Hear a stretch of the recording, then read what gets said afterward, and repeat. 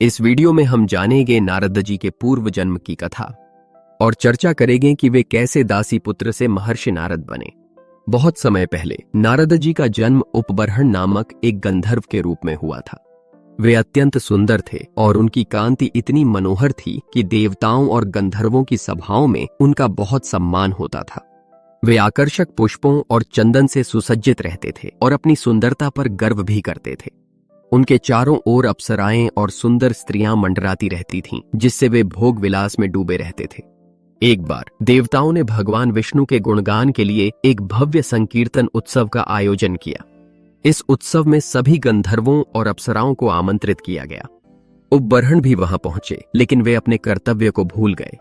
जहां सभी देवता और ऋषि भगवान के पवित्र नामों का कीर्तन कर रहे थे, वहीं उपबर्हण अन्य गंधर्वों और अप्सराओं के साथ सांसारिक और कामुक गीत गाने लगे। वे संकीर्तन के महत्व को नहीं समझ पाए और उसे एक साधारण मनोरंजन के रूप में लेने लगे। इस गंभीर अपराध से प्रजापतियों को बहुत क्रोध आया। उन्होंने उसे शाप दिया, हे उपबर्हण, तुमने इस पवित्र संकीर्तन उत्सव का अपमान किया है और अपने सांसारिक आकर्षण में डूबे रहे। इसलिए तुम्हें अगले जन्म में एक शूद्र स्त्री के पुत्र के रूप में जन्म लेना होगा। वहां तुम सांसारिक कष्टों का अनुभव करोगे और सच्चे आध्यात्मिक जीवन का महत्व समझोगे। प्रजापतियों के शाप के कारण उपबर्हण अगले जन्म में एक साधारण दासी के पुत्र के रूप में जन्म लिए। उसकी मां एक ब्राह्मणों के गुरुकुल में सेवा किया करती थी। यह बालक अत्यंत सरल, शांत और नम्र स्वभाव का था। अन्य बच्चों की तरह उसमें खेलकूद या शरारत करने की रुचि नहीं थी। वह बहुत संयमित जीवन जीता था और आवश्यकता से अधिक कभी नहीं बोलता था। एक समय वर्षा ऋतु के 4 महीनों के दौरान कुछ महान भक्त जो उच्च कोटि के वैष्णव थे, उस आश्रम में ठहरे। वे सभी महान भक्ति वेदांती साधु थे, जिनकी दृष्टि संभव से भरी हुई थी। वे किसी को ऊंच नीच नहीं मानते थे और सब पर अपनी कृपा दृष्टि रखते थे। उन महान साधुओं के सान्निध्य में रहने से बालक को भी उनकी सेवा करने का अवसर मिला। वह उनके पास बैठकर भगवान श्री कृष्ण की मधुर लीलाओं को सुनता और अत्यंत आनंदित होता। इन भक्तों की संगति ने उसके जीवन में एक नया मोड़ ला दिया। एक दिन जब वे साधु भोजन कर चुके, तो उसने उनकी अनुमति से उनके जूठन को ग्रहण किया। इस पवित्र अन्न को खाते ही उसके भीतर एक अद्भुत परिवर्तन हुआ। उसके समस्त पाप नष्ट हो गए और उसका मन भगवान की भक्ति की ओर आकर्षित होने लगा। अब वह भगवान के दिव्य नाम, गुण और लीलाओं को सुनने के लिए हमेशा लालायित रहने लगा। लगातार सत्संग करने और भक्ति भाव से श्रवण करने के कारण उसके हृदय से रजोगुण और तमोगुण समाप्त हो गए। उसे यह अनुभूति हुई कि यह स्थूल और सूक्ष्म शरीर तो नश्वर है, परंतु आत्मा अमर और शाश्वत है। एक दिन जब उसकी मां संध्या समय गौ का दूध निकालने के लिए जा रही थी, तब एक विषैले सांप ने उसे डस लिया। उसकी तत्काल मृत्यु हो गई। बालक अत्यंत दुखी हुआ, लेकिन उसने इसे भगवान की कृपा मानकर स्वीकार कर लिया।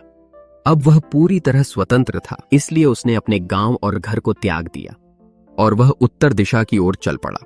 वह कई नगरों, गांवों, खेतों, जंगलों और पर्वतों को पार करता हुआ आगे बढ़ता गया। अंततः वह एक घने जंगल में पहुंचा, जो सर्पों, भेड़ियों और उल्लुओं से भरा था। वहां उसे एक सुंदर सरोवर मिला, जिसमें स्नान करके उसने अपनी थकान दूर की और जल पीकर अपनी प्यास बुझाई। इसके बाद वह एक वटवृक्ष की छाया में बैठकर ध्यान करने लगा। उसने अपने हृदय में स्थित परमात्मा पर ध्यान केंद्रित किया। जैसे ही उसने भगवान श्री कृष्ण के चरणों का स्मरण किया, उसके हृदय में दिव्य प्रेम उमड़ पड़ा। उसकी आंखों से आंसू बहने लगे और अचानक भगवान श्री कृष्ण ने उसके हृदय में प्रकट होकर उसे अपना दर्शन दिया। भगवान के दर्शन पाकर वह आनंद और भक्ति से सराबोर हो गया, परंतु अगले ही क्षण भगवान उसकी दृष्टि से ओझल हो गए। उसने पुनः ध्यान लगाया, परंतु लाख प्रयास करने के बाद भी वह उन्हें दोबारा नहीं देख सका। तभी भगवान की दिव्य वाणी गूंजी, हे नारद, इस जन्म में तुम मुझे फिर नहीं देख पाओगे। अभी तक तुम पूरी तरह से भौतिक कल्मशों से मुक्त नहीं हुए हो। मैंने तुम्हें अपनी झलक इसलिए दी ताकि तुम्हारी भक्ति और अधिक तीव्र हो जाए। जब तुम्हारी सभी भौतिक इच्छाएं पूर्ण रूप से समाप्त हो जाएंगी, तब तुम मुझे यथाशीघ्र प्राप्त करोगे। मैं तुम्हें यह आशीर्वाद देता हूं कि तुम्हारी भक्ति में कोई बाधा नहीं आएगी और सृष्टि तथा प्रलय के बाद भी तुम्हारी स्मरण शक्ति बनी रहेगी। भगवान की इस वाणी को सुनकर बालक अत्यंत प्रसन्न हुआ। अब उसने अपने जीवन को पूरी तरह भगवान के चरणों में समर्पित कर दिया। समय बीतता गया। जब उसका जीवन समाप्त हुआ तब उसने अपने पुराने शरीर का त्याग कर एक दिव्य आध्यात्मिक शरीर प्राप्त किया।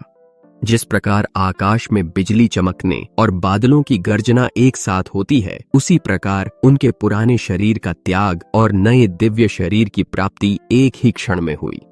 भगवान विष्णु की असीम कृपा से वे अब समस्त ब्रह्मांडों में स्वतंत्र रूप से भ्रमण करने लगे। उन्होंने भगवान श्री कृष्ण द्वारा दी गई वीणा को धारण किया और निरंतर उनके नाम और लीलाओं का गान करने लगे। वे जहां भी जाते भगवान की भक्ति का प्रचार करते और जीवों को मोक्ष प्राप्त करने का मार्ग दिखाते। महर्षि नारद की यह कथा हमें यह सिखाती है कि सत्संग से जीवन में महान परिवर्तन संभव है। भक्ति मार्ग ही आत्मा को शाश्वत आनंद और मुक्ति प्रदान करता है। चाहे जीवन कितना भी कठिन क्यों न हो, अगर हम भगवान की शरण में आ जाएं, तो वह हमें अपने दिव्य धाम तक अवश्य पहुंचा देते हैं। इस प्रकार श्रीमद् भागवत स्कंध 1 अध्याय 6 समाप्त होती है।